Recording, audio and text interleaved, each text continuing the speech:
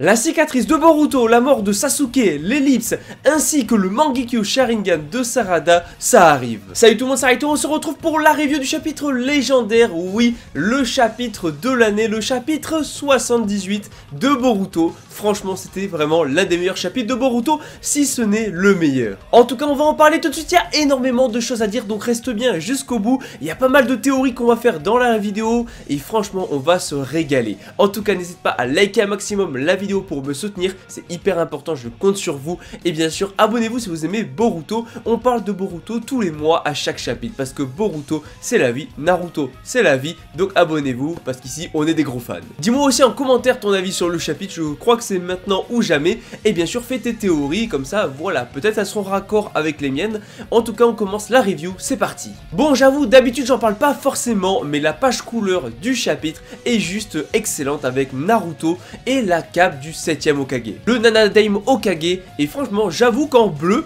eh ben ça rend super bien en fait. Bon, il est temps qu'on parle du chapitre. Premièrement, voilà, Shikamaru est au courant de ce qui se passe, ou en tout cas, il est au courant qu'il y a quelque chose qui ne va pas, puisque le chakra de Naruto et de Hinata ont tous les deux disparu, et celui de Kawaki s'est activé. Donc oui, il sait qu'il s'est passé quelque chose avec Kawaki, Hinata et Naruto, mais il ne sait pas du tout quoi. Et on a également Himawari qui va débarquer, Himawari qui retrouve le vase brisé. Oui, sa famille est en train de se briser, Naruto et Hinata sont envoyés dans une autre dimension, Boruto qui va se faire tuer par Kawaki, le fils adoptif, et en plus de ça, Himawari qui actuellement se retrouve toute seule, franchement juste incroyable, et j'espère qu'elle aura un rôle super important parce que Daimon et même Kishimoto, j'ai envie de dire, nous ont teasé un pouvoir de fou pour Himawari, donc j'espère qu'elle aura un rôle par la suite et qu'on verra son réel pouvoir. En tout cas, Eida va expliquer un peu la situation à Boruto et aux autres, voilà, parce que oui, elle a le Senrigan, elle peut voir un petit peu ce qui se passe, et elle sait surtout que Kawaki veut tuer Naruto encore, oui, je dis bien encore, et Sarada n'était pas au courant que justement c'était Kawaki qui l'avait tué la première fois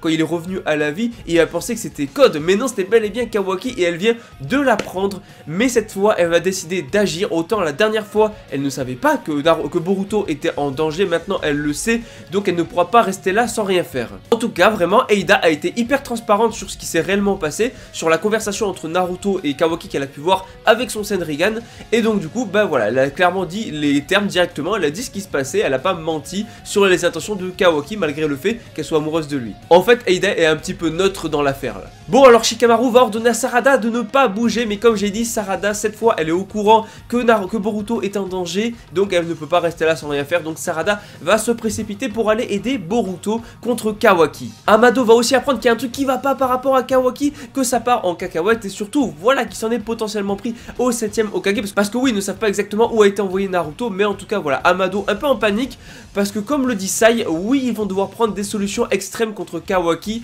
vu qu'il vient de se rebeller contre le village entier. En tout cas, on a enfin le combat entre Boruto et Kawaki. Oui, on se rapproche de pas mal de choses, de l'ellipse, on va avoir la cicatrice de Boruto, on va avoir plein de trucs, donc Kawaki qui va directement attaquer Boruto. Voilà, Boruto a quand même son Kama, donc il peut absorber les attaques de Kawaki. D'un autre côté, bah, Kawaki peut aussi absorber les attaques de Boruto, sauf que Kawaki, rappelez-vous, il peut donc du coup étendre ses membres, comme il le fait à son habitude, voilà, et donc du coup, il va attaquer Boruto. Et là, il n'y a pas de dialogue possible, voilà, Boruto va essayer de le raisonner, de faire en sorte que Kawaki change d'avis, de trouver une autre solution plus pacifique, mais non, Kawaki lui a dit, tu es un Otsutsuki, donc je dois te tuer. Voilà, c'est juste excellent, il aime tellement Naruto, qu'en fait, il est prêt à tout, même à tuer son fils, même à être détesté par Naruto, si jamais il peut le sauver. Et comme il veut justement empêcher Naruto de mourir, le seul moyen, c'est d'exterminer tous les Otsutsuki. Est-ce que ça veut dire que du coup, il va devoir s'en prendre à Shibai Otsutsuki, même à d'autres Otsutsuki, parce qu'il y en a encore plein finalement dans l'univers, comment va-t-il tous les exterminer, ou est-ce qu'il part juste des Otsutsuki sur Terre, on verra. D'ailleurs, il va aussi donner pas mal d'informations sur la dimension où est enfermé Naruto, mais également Hinata. C'est une dimension où le temps est complètement figé, complètement gelé, donc oui, Naruto ne va pas vieillir pendant le laps de temps qu'on aura dans l'ellipse. S'il reste enfermé, il ne vieillira pas, et il ne mourra pas de faim. Pareil pour Hinata, parce que voilà, le temps est complètement gelé dans cette dimension, donc du coup aucun risque que Naruto meure parce qu'il ne peut pas manger ou autre. Donc du coup quand il ressortira de cette dimension là, ça sera comme si il s'était rien passé pour lui, ou du moins comme s'il venait d'être enfermé. Donc du coup très sympa d'avoir ces informations. En tout cas maintenant on peut le dire, Kawaki combat exactement comme Ichiki Otsutsuki avec les fameux cubes, rappelez-vous, Il a également le Sukuna Ikona qui lui permet de devenir plus petit. Il utilise les cubes de Ichiki, donc voilà, il utilise pas mal de techniques finalement de Ichiki, même en termes de combat et même la façon dont il va s'en prendre à Sarada, j'en parle juste après, pour justement, il savait qu'il allait atteindre Boruto, vraiment on dirait Ichiki dans son combat. Franchement très cool et tout,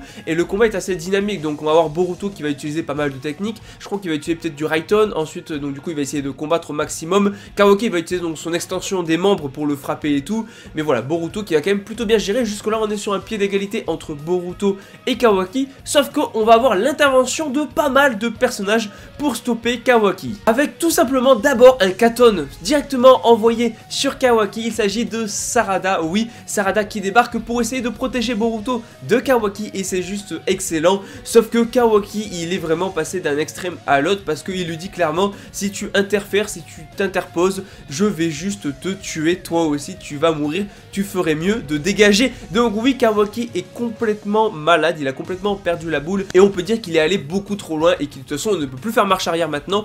Donc voilà, oui, il est prêt à tuer Sarada s'il le faut. Sauf que bien évidemment, Sarada ne va pas fuir comme ça, elle va s'interposer devant Boruto pour le protéger de Kawaki. Et en plus, elle le dit, voilà, elle ne peut pas partir juste comme ça, tout simplement parce que voilà, c'est un shinobi qui veut devenir Hokage. Comment un Hokage pourrait fuir et laisser Boruto mourir? Oui, non, ce n'est pas possible, pas si elle veut devenir Hokage. Donc du coup, Kawaki qui va s'approcher et qui va tout simplement transformer sa main en lame et qui est sur le point de tuer Sarada. Oui, Kawaki allait tuer Sarada de sang-froid, mais Boruto intervient. Boruto va bel et bien enfin avoir sa cicatrice. Oui, c'est bien Kawaki qui a fait la cicatrice à Boruto en essayant de protéger Sarada. Oui, juste excellent. Sarada qui du coup heureusement a été sauvé. Par contre, Boruto qui a du coup la cicatrice au niveau de son œil où il a le Byakugan.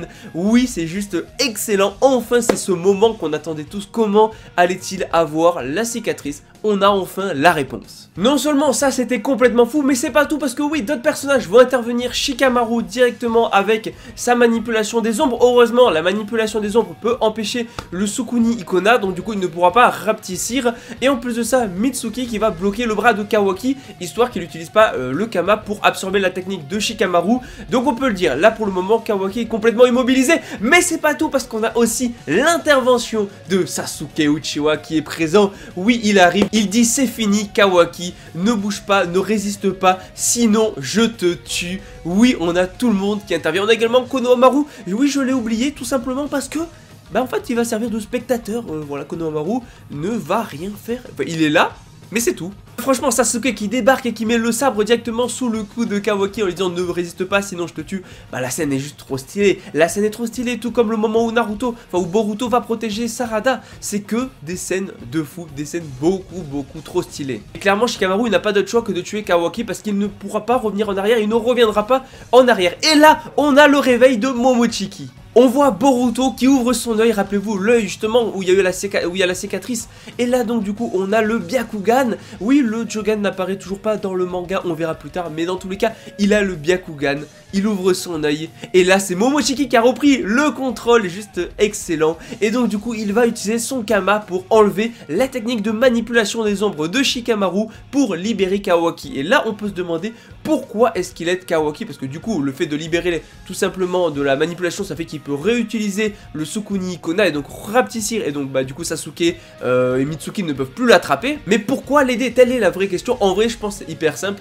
On sait juste que Momochiki a besoin d'un Otsutsuki pour le donner à Jubi et faire éclore du coup le fruit du chakra, et après pour pouvoir le manger et donc du coup s'élever à un autre niveau. Et donc il a besoin d'un Otsutsuki pour ça, et ce Otsutsuki c'est Kawaki. Je pense que c'est pour ça du coup qu'il l'aide, malgré le fait que Kawaki veut le tuer, bah Momochiki l'aide parce qu'il a besoin de lui pour plus tard. Enfin forcément plus personne ne peut le rattraper maintenant et il va s'échapper. Et donc Boruto qui va refermer son œil et donc du coup qui reprend le contrôle sur lui, et c'est ouf parce que du coup on peut se dire que quand il a l'œil fermé avec sa cicatrice, bah on peut se dire que peut-être c'est Boruto, et c'est à dire que quand il a l'œil ouvert ça peut être Momochiki, donc à voir. On finit le chapitre sur une scène de fou, Momochiki qui parle avec Boruto et qui lui dit ça y est tu l'as perdu ton œil bleu, à partir de maintenant tu vas perdre toute chose auquel tu tiens très rapidement et tu ne pourras rien faire pour le stopper. La fin est sur le point de commencer. C'est juste incroyable. On a Momochiki qui nous tease que ce n'est que le début, que son œil là qui vient de perdre, et de Kawaki et même Naruto Hinata, ce n'est que le début de ce qu'il va perdre, que ça va continuer, il va y avoir d'autres choses qu'il va perdre.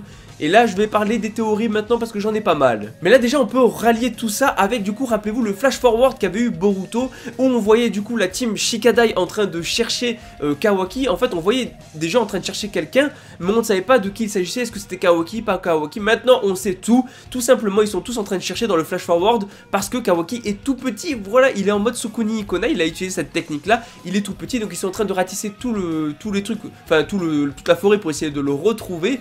Et donc du coup Mitsuki qui va sûrement passer dans les prochains chapitres en mode sage, en mode Sennin, pour justement arrêter Kawaki parce qu'ils l'ont retrouvé avec Sarada. C'est ce qu'on avait vu dans le flash forward et ça va bientôt arriver. Maintenant pour les théories, on peut penser à plusieurs choses. Peut-être, pourquoi pas, la mort de Sasuke dans les prochains chapitres, parce que je rappelle que Boruto a la cape et le sabre de Sasuke au début du manga. Voilà, chapitre 1 dans l'ellipse, d'ailleurs l'ellipse qui est sûrement très proche. Mais donc du coup, est-ce que Sasuke pourrait mourir face à Kawaki, ou alors Code qui débarque et qui tue Sasuke tout simplement? Est-ce que Sasuke pourrait tuer par l'un des deux ou bien par Boruchiki? Je ne pense pas, parce qu'en soi Boruto a repris le contrôle. Si justement Boruchiki avait tué Sasuke, ça aurait été au moment où Momochiki avait repris le contrôle et pas quand Boruto l'a repris, je pense. Mais bon, on n'est jamais à l'abri d'une surprise, donc on pourrait avoir la mort de Sasuke. Et c'est pas tout, parce que qui dit mort de Sasuke dit éveil du Mangekyo Sharingan de Sarada en perdant son père, plus l'œil de Boruto en la protégeant. Ça serait juste complètement fou.